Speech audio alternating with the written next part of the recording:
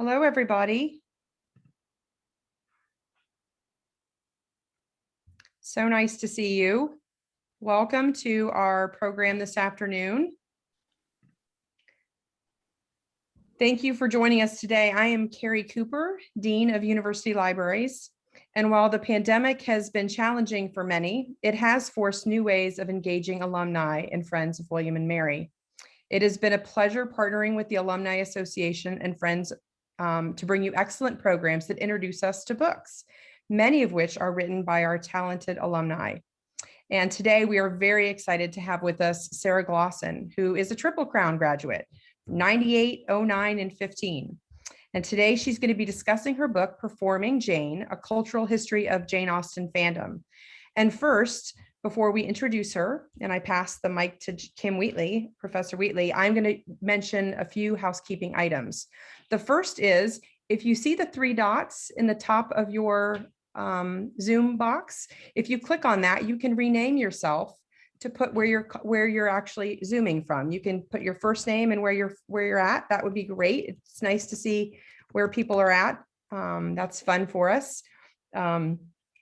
The other thing is you can keep your video on because it is fun. It's especially fun for Sarah because I know she sees lots of friends and family and people that she knows out there. And it makes it fun for her to be able to look out and see you. But feel free to also turn off your video if you'd like. We've muted all of your microphones for Sarah's talk, so we don't have any disruptions. And you may want to change to speaker view for the talk so that you can best see Sarah. And lastly, we will have time after the talk for Q&A. So you can use the chat box for the questions that you have today. And Tammy and Professor Wheatley will be monitoring the chat box and making sure that Sarah has plenty of questions to answer during that time. And now I'd like to invite Professor Wheatley, Professor of English at William and Mary, to introduce Sarah. Thank you, Carrie. I'm delighted to introduce Sarah Glosson, who I first encountered 10 years ago in her role as the manager of the Williamsburg Youth Orchestra. Sarah wears multiple hats. Sarah received her Ph.D. in American Studies from William and Mary in 2015, and her doctoral dissertation actually formed the basis of the book that she's going to talk about today. For the past 5 years, she has been director of the Arts and Sciences Graduate Center here at William and Mary, where she oversees professional development and academic success initiatives in support of graduate students across arts and sciences. Carrie already mentioned the title of Sarah's book, Performing Jane. In the book, Sarah explores the long history of Austen fandom, arguing that the activities of Austen fans are fundamentally performative and reaffirming of the value of Austen. Very positive. She explores a range of practices by Janeites, and in the words of cultural historian Daniel Cavici, quote, makes a significant contribution to historical fan studies, analyzing Janeites' meaning-making across print, media, and digital worlds. I've already had the pleasure of hearing Sarah present her research at the Williamsburg Public Library in the past, and as a teacher of Jane Austen myself, I am of course fascinated by her topic.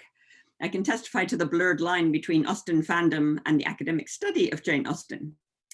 As a member of JASNA, Jane Austen Society of North America, I can also testify that the JASNA AGM is quite a scene. I, of course, ran into Sarah at the AGM held here in Williamsburg in 2019, where she was no doubt studying the goings-on with an eagle eye. For the past 5 years, Sarah has given an annual guest lecture in my Jane Austen class in a session in special collections at Swem Library. My students had the opportunity to handle and examine the trove of material donated by George Holbert Tucker, a local biographer of Austen. No relation to the Tucker of Tucker Hall, I think, not anyway. Quite a few of my students said the session led by Sarah was the highlight of the semester. And I'm glad to see at least one of my present students here as well. Please join me in welcoming Sarah Glosson. Thank you so much. Thank you, Dr. Wheatley, for that really kind introduction. I'm suddenly feeling very emotional. I see all these people from my entire life in this Zoom call, and it's just almost overwhelming. So thank you so much for being here. I'd particularly like to thank everyone at William and Mary Libraries for this. Has been a terrific series, so make sure you keep an eye on the other talks that come up in this series. Thanks in particular to Dean Carrie Cooper for hosting us today, and to Tammy Back, who makes everything happen behind the scenes. Today's talk is about fans and fandom, and I just would like to say that I'm a huge fan of SWAM Library and of William & Mary Libraries. And I've really missed being in SWAM this year. It's always a place with such wonderful energy. It's such a lively space, and I'm sorry that we're not together today in person in the Bonnets Gallery, but the silver lining here is that there are people from all over the world joining us today, and that's incredibly exciting. I see a friend from Freshman Hall who's now living in London, for instance. That's amazing. So thank you. I wanted to just preface today's talk by saying that I am aware that we have a very broad audience today, which is terrific. And so I plan to talk about my book in a way that won't get too theoretical or too much in the weeds of the research, but I will touch on some of the core ideas that guided my research. And this is my my LeVar Burton reading rainbow moment here. If you hear something that you're interested in, I hope that you'll read the book and explore that further. And then I would love to hear from you and hear your thoughts and your questions if you do. I genuinely would love to get an email from you with any questions or thoughts. My plan today is to give you an overview of the book and share a couple of the core ideas that I explore. And then I'll go into a bit more depth with a short reading from one chapter where I discuss evidence of how Austen was viewed in the first half of the 19th century that can help us see emerging features of the fandom that may feel very familiar to any Austen lovers who are here today. And then I'll talk about some additional characteristics of the fandom that I noticed that emerged as themes throughout my research. So I've got some slides to share, and I will be coming in and out of the PowerPoint for a little variety. So I'll start that now. Oh, it disappeared on me. Try that again. Oh, Zoom. Just when we think we know what we're doing, throw us for a loop. Here we go. So my research began with the question, how far back can we trace what is recognized today as Jane Austen fandom? And how have the habits of fans changed over time in terms of the way that fans interact with Austen's novels and with each other? And it may be easy to think that fandom began with this moment. But in fact, evidence of Austen fandom over time demonstrates what I see as remarkable continuity over roughly 200 years. And it did not, in fact, sadly, begin with Colin Firth's Wet Shirt, although that was certainly it's been described as the big bang of Austen fandom. So it did have a big impact. There are lots of different ways that fans participate in a fandom. In the book, I trace the long history of Jane Austen fandom by focusing on three main ways that fans engage with and experience the literature that they love. There are other ways too, but these are the three that I focus on. The first is through collecting. Fans collect objects and materials related to Austen, such as books and ephemera, and fans collect knowledge about Austen and her world. In particular, I focus on 4 individuals who collected print material into scrapbooks, like the one you see an image from here, as a way of garnering objects together and knowledge. A second way that fans engage with Austen is through the reading and writing of imitative works, such as spin-off novels or fan fiction, and through watching and engaging with film adaptations and spin-offs. And a third way is through various types of pilgrimage that can help you come closer to Austen's world. Even as the media that fans harness and the social spaces that they inhabit have changed over time, and even as Austen fans have moved into online spaces, the practices and the habits of fans, the ways fans engage with Austen's works, have in many ways remained rather stable over time. In addition, I found continuity in certain features or characteristics of the Austen fandom. So for instance, nostalgia plays a fairly important role for fans. It's a longing both for the fictional world of the novels and film adaptations, as well as for a particular and somewhat selective view of the past. Austen's novels were first published between 1811 and 1817, but as early as the 1830s and 1840s, they were already being viewed through a nostalgic lens that saw her novels as representing an unspoiled past in a moment when industrialization was really taking off and changing people's everyday lives. This nostalgia is clearly visible throughout the fandom's history, and it plays out in complicated ways. Today, I'm going to talk about the Austen fandom by focusing on characteristics of the fandom, like the role of nostalgia, that are apparent throughout its history. So what is fandom exactly? I should briefly note that I am using the word fan quite broadly today as a shorthand of sorts, but I include under this term folks who love Austen and might refer to themselves with other terms like enthusiast, or in some cases even scholar. That's a whole different talk. I like to describe fandom as a playground where fans can explore a world alternative to their own. It's a place for playfulness and for escape. And in that alternative world, through certain practices and in social spaces, fans' fears, desires, problems, and realities are worked out, underscored, or sometimes ruptured even. And in that playground, other fears and desires and realities can be set aside or ignored. So fans use a variety of tactics to do this in the way that they engage with their beloved texts, to selectively find pleasure in this alternative world of the fandom. You might at this point be wondering, why on earth is the book titled Performing Jane? So throughout the book, I foreground ways that performance and performativity, or what we might say is the quality of performance-ness, how this makes space for and enables these desires and these activities of fans. The word performance has become polysemous most recently. It carries several meanings now. The idea of something being a performance currently often carries connotations of fakeness. However, I think it's really important to remember that to perform something actually is to bring something into existence. It's an iteration. So I apply this idea of performativity to help understand the ways that fans engage in meaningful, pleasurable experiences, often that come through reliving and reviving a favorite text or an experience with a text. Many of the things that fans do, rereading books, rewatching films, reading fan fiction, these are habits that are built upon repetition, which is also central to the iterative nature of performance.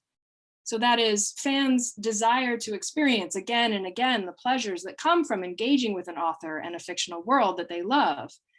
And by viewing the habits of fans as performative, it can help us to see how fans create spaces and experiences where they can be creatively reflective and where they can explore that alternative world and create for themselves or iterate for themselves a new reality that's a little bit of an escape from everyday life. I'm going to come back to the main screen here so I can see your lovely faces again. So why does any of this matter? Why study fandom? I think the importance and the influence of Jane Austen is undeniable, and that's been very, very well studied. There are lots of books that attempt to address why exactly Austen has had such lasting appeal. And probably Professor Wheatley could speak to that much more eloquently than I could. This is not really the purview of my book. Instead, I'm interested in understanding audiences, the readers, the viewers of Austen novels and adaptations, and how their habits and their interactions with this literature and with Austen's world, how that happens, how that works. And most people are fans of something, right? And by fans, I don't mean a casual appreciation. I mean something that we obsessively, consistently follow and immerse ourselves in. And that could be sports or Marvel movies or Star Wars or a musical artist. Fandom is widespread, right? It might feel like a product of maybe the last 50 or 60 years, but it does in fact have much older roots. And so my study of Austen fandom helps us understand these origins and gives us a way of understanding certain phenomena related to the reception of literature. How does literature become a part of someone's life in a meaningful way? Now, earlier I mentioned that there are several features of Austen fandom that are visible throughout the fandom's history, such as the role that nostalgia plays. And I'm now going to talk about a couple of those features. And the first is this. Fans of Austen have always felt a keen sense of personal attachment to Jane and her characters. And note that they are often called Janeites, right? Many of us in this room would perhaps use that label on ourselves. In the mid-20th century, the American literary critic Lionel Trilling actually complained very bitterly that Austen was being read in an objectionable manner, and even illicit manner. Those are his words, and not within, as he said, the proper confines of literature. And he complained that readers were loving Austen in a, quote, extravagantly personal manner.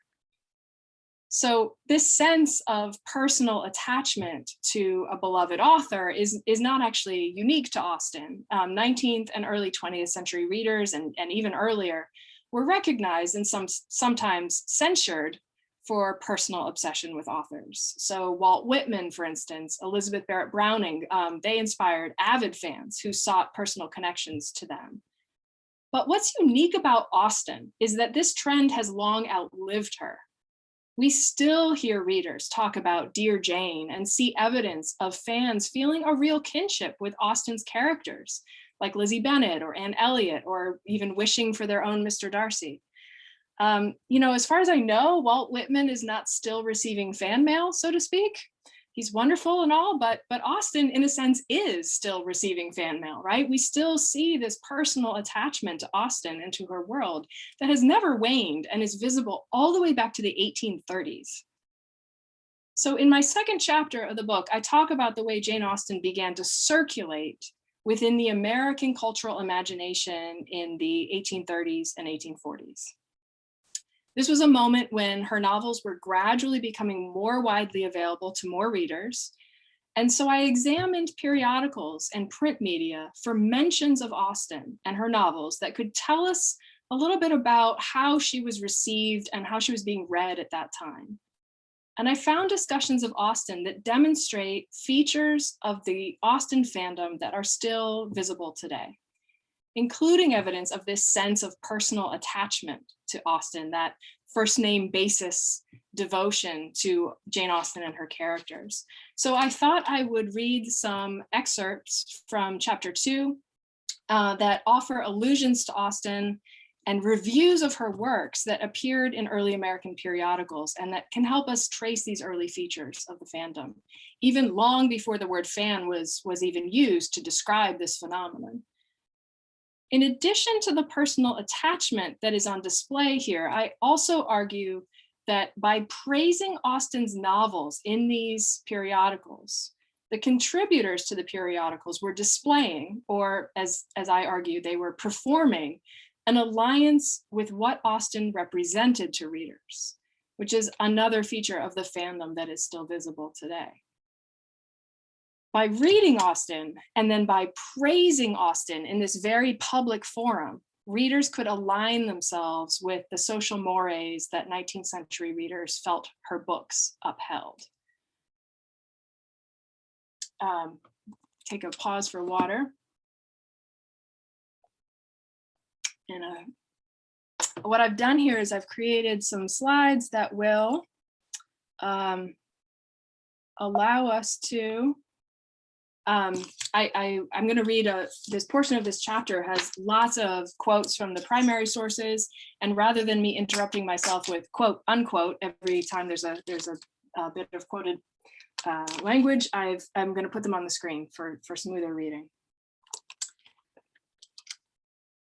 Nearly all the reviews and mentions of Austen's novels found in 19th century periodicals emphasize the goodness, morality, and sensibleness of the novels, not just their quality.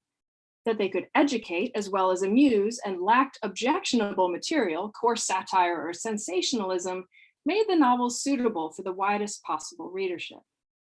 The traces of Austen in American periodicals reveal the role of the novels in readers' lives, suggesting that reading Austen in Victorian America was a performance of virtue. Moreover, discussions of Austen's novels in taste-making periodicals enacted a performance of the praising of virtue by applauding Austen's character and the quality of her writing.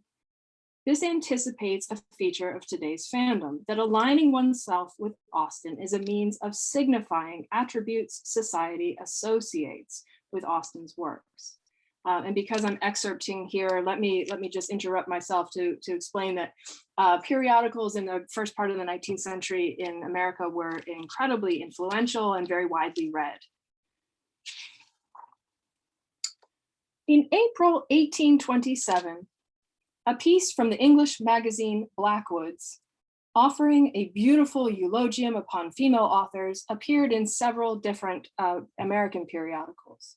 It exclaimed, "Oh, sirs, what a glorious galaxy of female genius and virtue have we to gaze on with admiration, pure and unreproved in our native hemisphere." Among the stars in this galaxy, the editor named Jane Austen, as well as several other contemporary writers whose names are much less familiar today, all of whom bring together genius and virtue, and religion, and morality, and gentleness, and purity. This style of describing an author's virtue and morality, typical of attitudes toward sentimental fiction and its writers, appears in most descriptions of Austen's writing found in periodicals throughout the century. In 1834, the Literary Inquirer stated, "The works of Jane Austen have quietly won their way to the public heart, as all works of genius will." Already, Austen was being viewed as superior to other novelists. Miss Austen's works may safely be recommended not only as among the most unexceptionable of their class, but as combining in an eminent degree instruction and amusement. In 1837, the esteemed authoress was highly recommended by the editors of Lady's Book, which would later be Godey's Lady's Book, who claimed, "A good novel is a picture of life which a young lady may study to advantage." The Lady's Book credited the genius of Austen's novels to the fact that the author was a good person, whose disposition and character was, as a woman, perfect. Austen's works are a picture of excellence. Read them, young lady. The novels of Miss Austen should have their place in your library beside the moral essays of Miss Hannah More. One will convince the understanding of the beauty of virtue, the other will draw the heart to practice it. Contributors to periodicals who admired Austen's novels applauded her character as well as talents as a means of performing their own alignment with Victorian values. As early as 1838, periodicals began to employ rhetoric that commended Austen's creative genius and revealed a personal attachment to the novelist. These novels of Jane Austen I have read thrice, each time with renewed pleasure, wrote a contributor to the American Review, a Whig journal.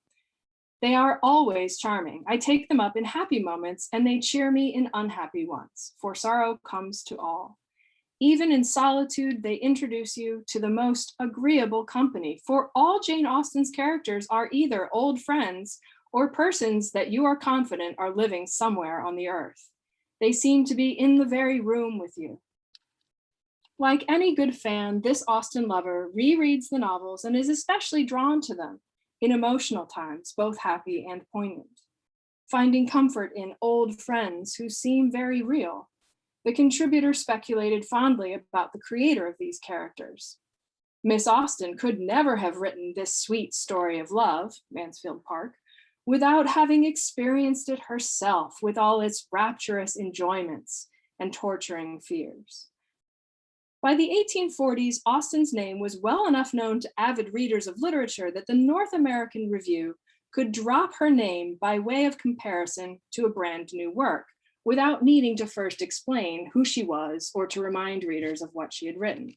She had simply become Miss Austen, dear Miss Austen, who never says a brilliant thing, nor paints a perfect character, who is neither witty nor passionate nor eloquent, is still minute, homelike, and true. And by these qualities alone, she twines about the inmost fibers of her readers' hearts. This is Austen viewed as an old friend, flawed but beloved for simple qualities rather than greatness or brilliance. This review depicts Austen not as a great genius on her pedestal, but as deeply familiar and well-worn as one of us. Periodicals of the 1830s discussed Austen in a manner that set the stage for a fandom to emerge in the 1840s. Even though the public would know very little about her until 1870, adoration of Austen was already strong by this time, and the language used to describe her works, particularly in the 1840s, reads like the rapturous outpourings of today's fans and enthusiasts.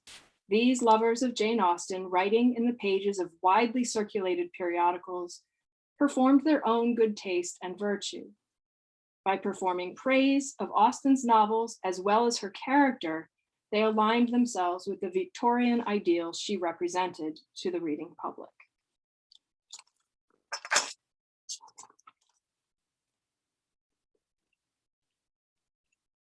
So here, I think we start to see another key feature of the Austen fandom that I'd like to mention, and that is an air of respectability that pervades Austen's world and therefore has served to protect Austen fans from the sort of derision that we sometimes see levied at fans of other bodies of work. Early Austen fans used ideas about the novelist's morality and the decency of her work to support their claims of respectability in the face of criticism directed at them by a society that was becoming increasingly ambivalent about novels and uncomfortable with a growing fascination with them, particularly with young women. But we see this playing out today as well. Although fandom has in recent years become more visible, more mainstream, particularly with the internet, there remains a sense that some fandoms and their activities are more acceptable than others in the view of mainstream society. I'm sure you can picture the kinds of negative stereotypes that can surround certain fandoms and aspects of fandom. So imagine concerns over girls who were early Beatles fans, or stereotypes of nerdy Star Trek fans, or fans of the Twilight series who were treated with real derision for their obsession with a world that they had fallen in love with. So there are several reasons, I think, why Austen fans are mostly shielded from these criticisms, even when they engage in activities like dressing in costumes that mainstream society will sometimes view as strange or problematic or childish. So first of all, as we just heard in the reading, there is Jane Austen's reputation, her own reputation, and that helps add this air of respectability that, not all fandoms enjoy. And this is related to the way that the novels have enjoyed a position as literature, capital L, literature. Even though, Austen circulates very comfortably in pop culture, she's also clearly part of the literary canon, right? Which gives the work certain cultural credibility. And then third, I think, many of the Austen fans that I interacted with in my research and whose creative fan works I studied, they participate in the fandom through modes that often resemble professional work or scholarly work. So while they are playing in the fandom, in that playground of fandom, that play often resembles a certain form of respectable labor, like scholarship and research. And it is in fact through performativity where we see these respectability politics, if you will, sort of playing out. Fans use selective performative tactics in social spaces, like at fan events, to mitigate anxieties over what's considered appropriate behavior, right?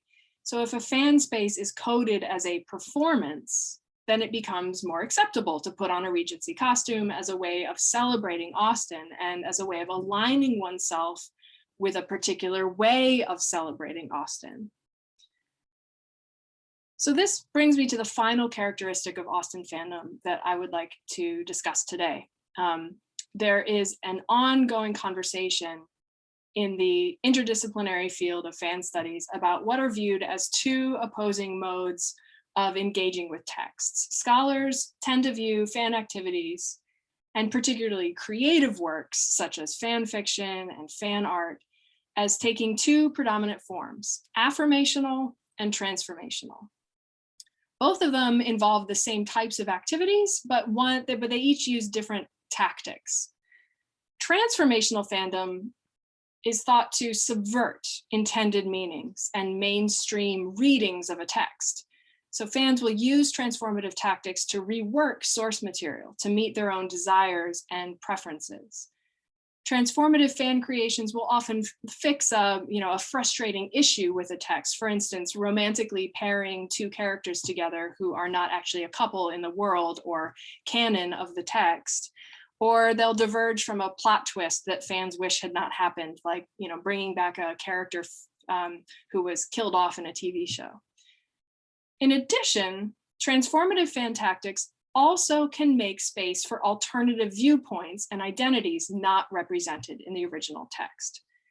Creative fan works that use transformational tactics make room within the world of the text for individuals not represented by the original, such as in fan fiction that recasts a straight character as queer or turns a white character into a character of color.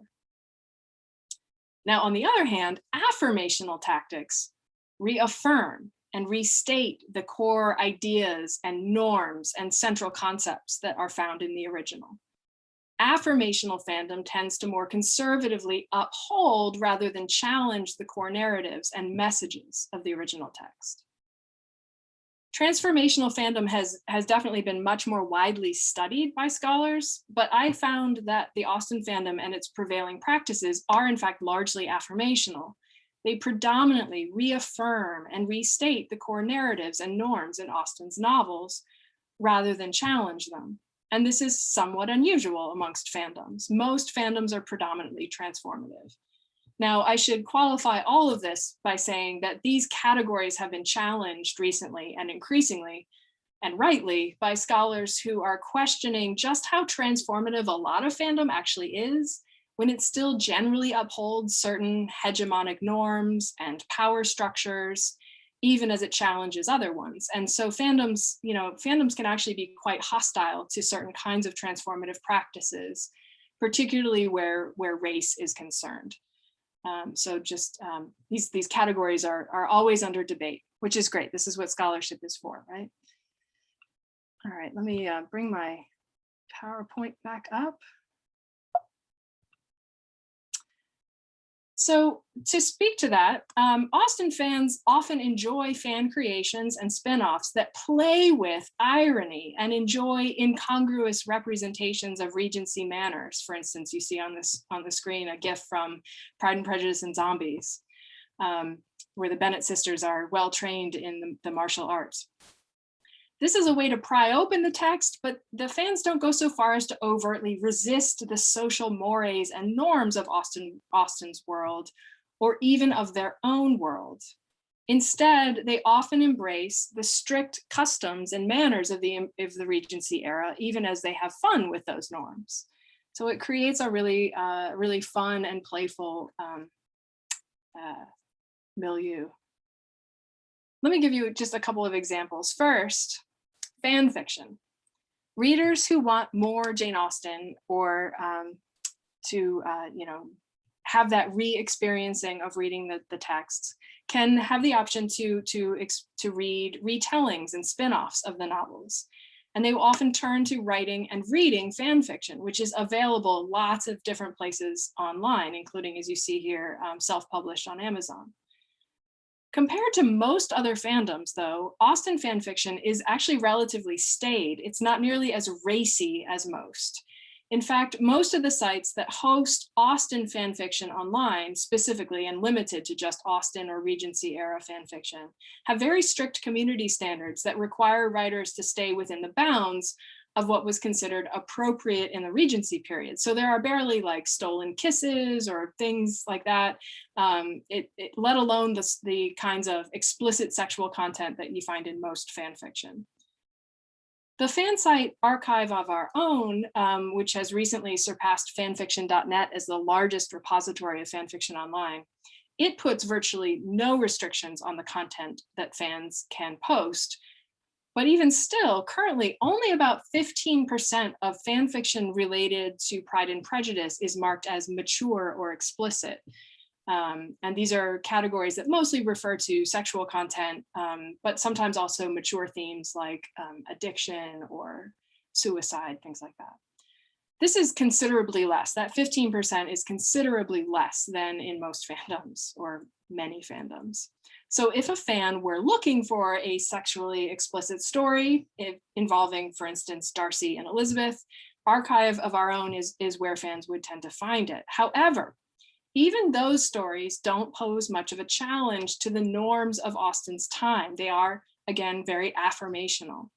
When they include sexual content, they tend to use plot devices to ensure that it doesn't challenge the expectations of Regency society. So for instance, it might take place on a character's wedding night or be explained away as having just been a dream or something like that. In addition, there are relatively few stories posted even on Archive of Our Own that bring transformative elements into Austen's world, such as crossovers with other texts, such as Pride and Prejudice and Harry Potter mashed up together, or queer pairings between characters. It's just really very uncommon in the Austen fandom and much more common in most other fandoms. On the Jane Austen fanfiction sites specifically, the ones that only host Austen-related fanfiction, the whole point of these very carefully curated sites is to offer fans stories that attempt to recreate as exactly as possible the experience of reading Austen's novels. So these, the transformative tactics that I talked about are very deliberately avoided in these cases.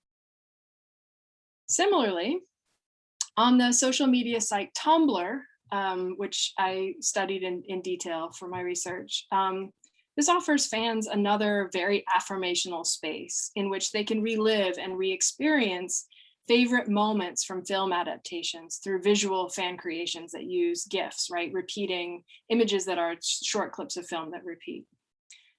These are celebrations of Austen's world, and they seek to sort of take a favorite moment from a film adaptation and distill it, and then to share that moment with others who will likewise find comfort or joy or excitement in these moments. But again, they affirm rather than challenge these moments and their meanings, even when they are manipulated playfully through clever editing. So here's an example. This is from a GIF set based on the 2005 film adaptation of Pride and Prejudice that starred Keira Knightley.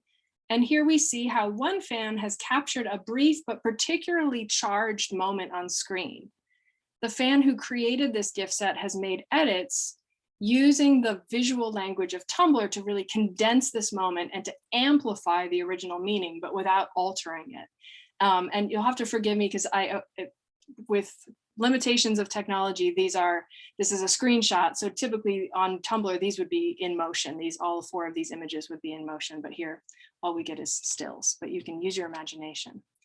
The scene in the film from which this GIF set is taken focuses on a brief but very intense moment of contact between Mr. Darcy and Elizabeth Bennet as he hands her into a carriage. And it's before they start to sort of like each other, at least realize they start to like each other. And the moment hinges on a close-up of their hands touching, followed by rapid intercuts that reveal each character's reaction to this encounter. The creator of this Tumblr post has cropped and tightened each of the frames to really emphasize the intensity and the intimacy of the moment, and has chosen to render these GIFs in black and white.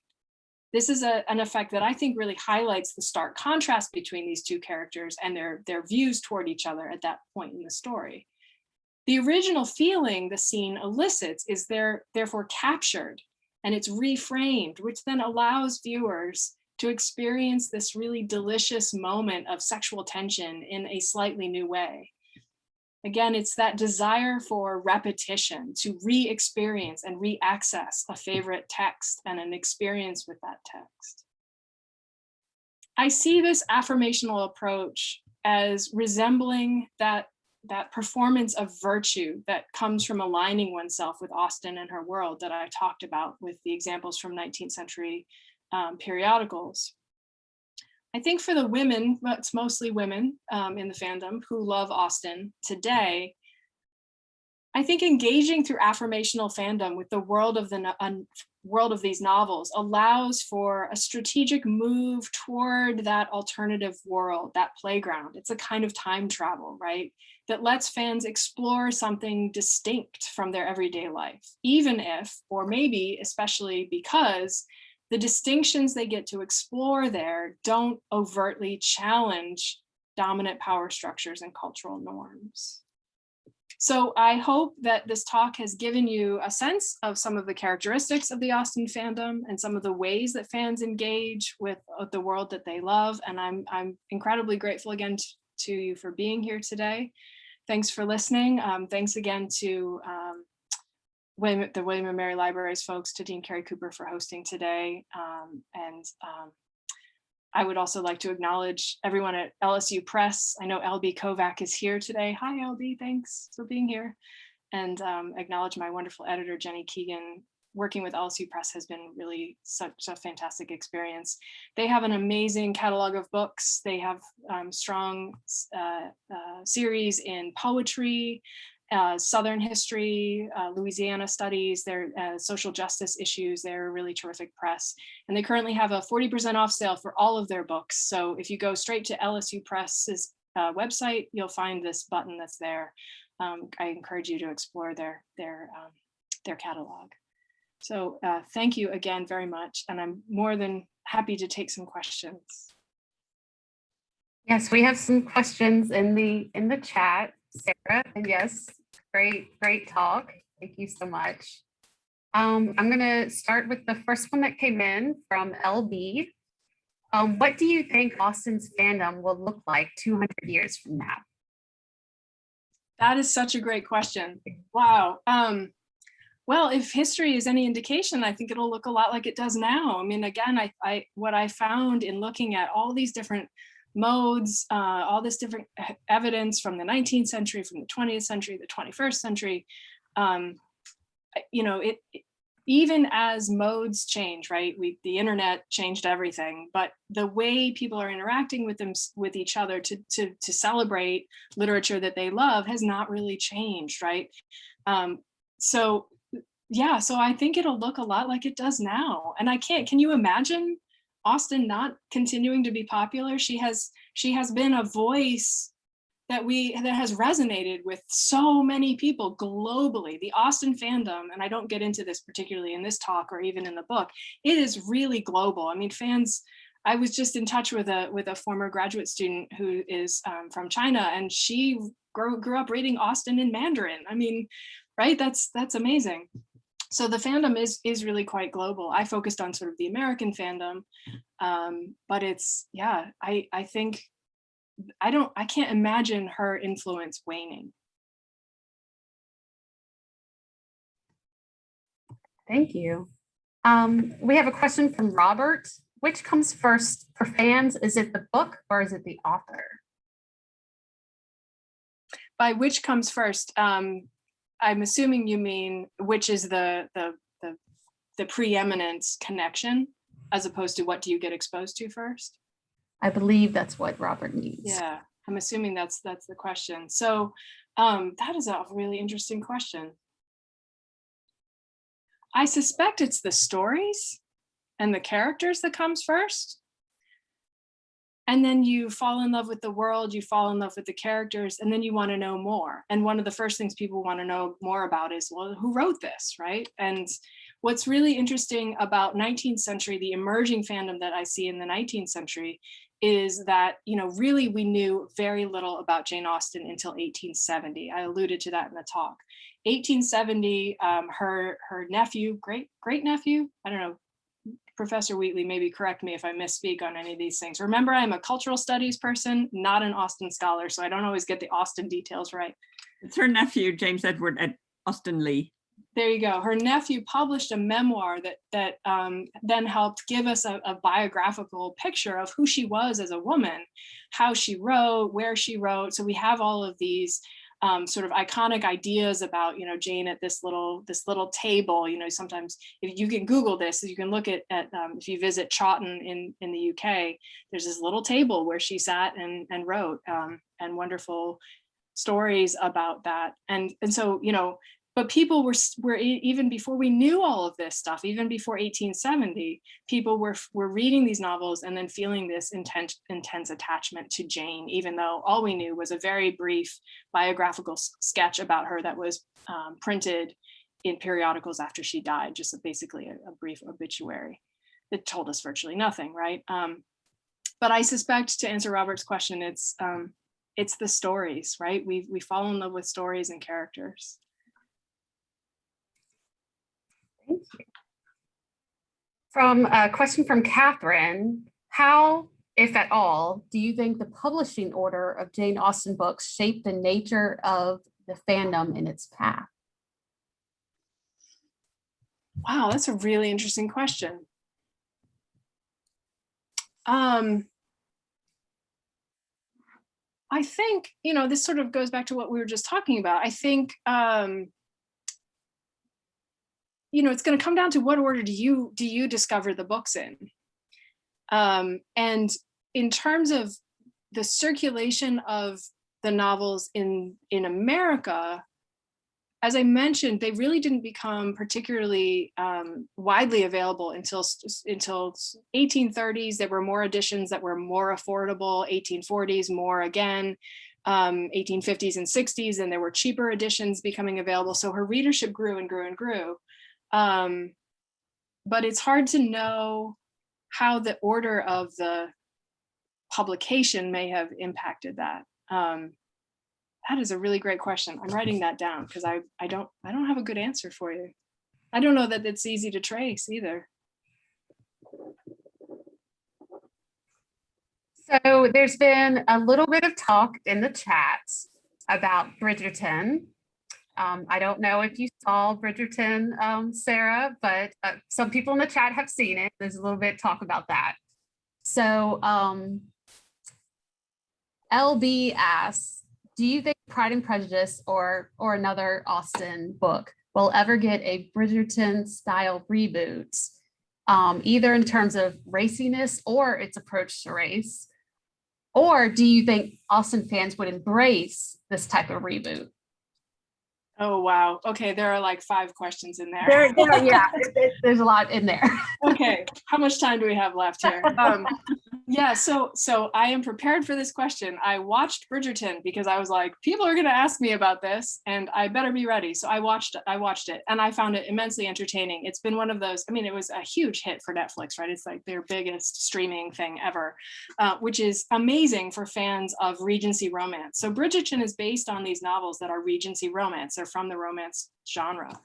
I think one of the things, you know, the critics of Bridgerton are trying to compare it to Austen, but it's not Austen, and it's not necessarily even trying to be Austen.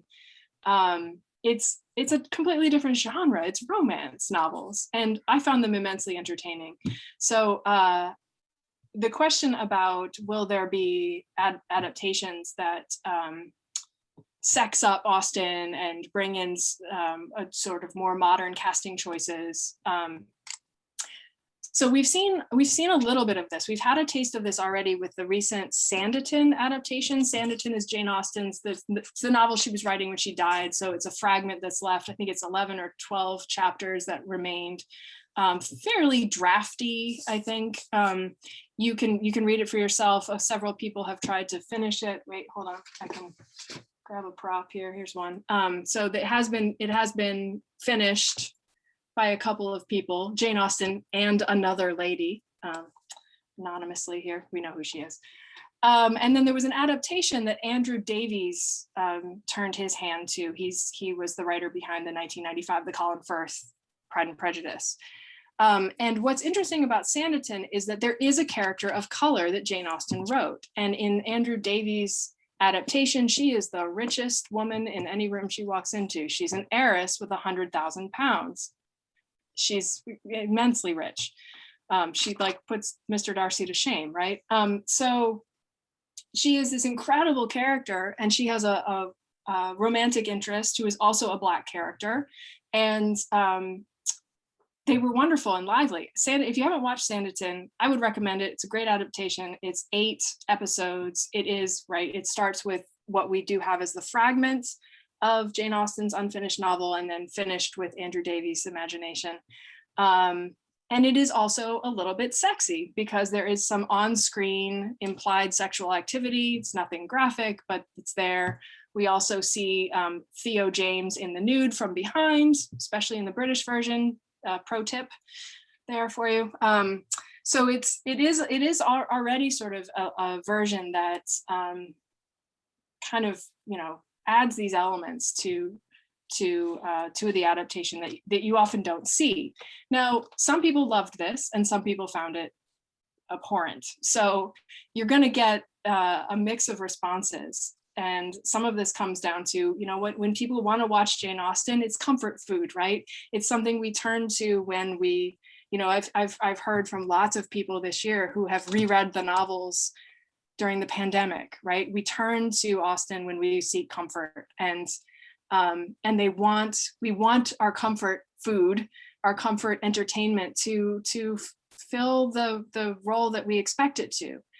And so some people found Sanditon to be, it didn't do what they wanted it to. It was too sexy, too modernized. And the same critique we see thrown at Bridgerton too. There is going to be a Persuasion adaptation that has cast a Black actor, and I'm blanking on his name. He's in Game of Thrones. He's terrific. And there was a very divided response, right? So some people were like, oh, I love him. Last name is Fry, maybe. If somebody knows who I'm talking about, wants to throw the name in the chat, go for it. But then we had the racists come out of the woodwork and say, oh, he's so wrong for the role. And it's just like the discourse around this becomes clearly it's just racism. So you do get these really mixed responses to these modern casting choices. Of course, there are also modern adaptations, right? Retellings of Pride and Prejudice and Emma, like think about Clueless, right? Clueless is a beloved modernized adaptation, Amy Heckerling's adaptation from, I don't know what year, 95 maybe, I'd have to look it up. And it's still beloved. I think it's on Netflix now again. So yeah, you do get mixed responses to these choices. Thanks, Sarah. So one person asked, what is your favorite adaptation? I am, I'm a huge fan of the 1995 Persuasion. I'm a sucker for that one. That's my favorite. But I mean, you know, ask me tomorrow, and if I've just watched something else, I might say something else too. So I think that's a good pick. John asks, how do you think the fandom has evolved as we get farther and farther from Jane Austen's time period? Yeah, well, I mean, for one, it's grown exponentially, right? And so in tracing its history, we see these moments, these big bang moments that happen. So 1870 was one, right? Suddenly there's biographical information about Austen. There was already a desire to know more about her when that memoir from her nephew came out in 1870. So it's not like that book spurned it on, but suddenly there was something to feed that desire to know more about Austen. So that's a big moment that really propelled more interest in Austen. Then you've got another set of newly illustrated editions came out 1890s, I want to say. I'd have to double check the date on that. That also then like grew her popularity again. The 1940 Lawrence, what's his name? The adaptation 1940 adaptation from MGM. Also huge big bang moment for Austen fandom. Suddenly it's our first screen adaptation in 1940. And so suddenly characters who had lived only in people's minds were on screen, and like it's beautiful and lavish, and it just really propelled folks' imagination. And so so I think as we see these moments, each of these moments, the 1995, the Colin Firth wet shirt, right, the 2005 Pride and Prejudice, each of these moments where there's something that really captures the audience's attention and imagination, it sort of layers. It's this accretion over time of more layers to the fandom. So, but again, I don't see the characteristics of the fandom changing that much over time. The ways people are reading and enjoying and sharing this love of Austen with each other have remained really stable over time. It's just that we get these new layers and these new audiences, right? So folks who were of a certain age and maybe were too young or not even born yet for the 1995, were exposed to Pride and Prejudice through the 2005. I mean, it's only a difference of 10 years, but it made a huge difference, right? And so for some people, the Colin Firth is the version, and for others, the Colin, what's his name, McFadden, Matthew McFadden is the version, right? And so you get these little growth spurts that happen. But the beautiful thing is the common thread of just really loving this world, her world, and her words and her prose and her characters and the humor, right? And so that has remained really stable over time. I imagine it won't change. So Carrie has a question. Can you talk about your research for the book? Do you have a favorite archives experience? I do have a favorite archives experience. I will tell you a story. I was starting to try to research the origins of the Jane Austen Society of North America, and I was looking at all of the founding members, and I was just Googling the names of the list of people who were at the very first meeting of the Jane Austen Society of North America to see who might I be able to reach out to interview and talk to. And one of the, I'm hitting down the list, and I put in the name George Holbert Tucker into Google, and the very first URL, the very first search item that came up caught my eye because it was a William and Mary link. And I went, special collections, what? And then it turns out that our own special collections on my own campus had this amazing treasure trove of the George Holbert Tucker collection, which is like 119 volumes of research scrapbooks. And it's amazing. It's very idiosyncratic and kind of odd, but like delightful. And he was charming. And he took his whole research collection and donated it to William and Mary because, and there's this lovely quote that's in the collection file that says, he always respected and liked Dr. Swem, who our library is named for, and we always had a good laugh together. And it's so charming, but it's a great collection. Of course, doing work in your own special collections library is pretty special. I also did archival research at Goucher College. They have an amazing Jane Austen collection there that, anyone's welcome to make an appointment and go see, modulo any pandemic changes right now. But yeah, that the finding as I'm trying to initially do research, finding something so wonderful in my own backyard that became an entire chapter of my dissertation that's my favorite research experience. Is that a good place for me to step in, do you think, Tammy? Yeah, I think that might be. I didn't ask that because I thought you would say us. I really didn't. But that's a great story, and I'm glad to know it. Sarah, this has been so much fun.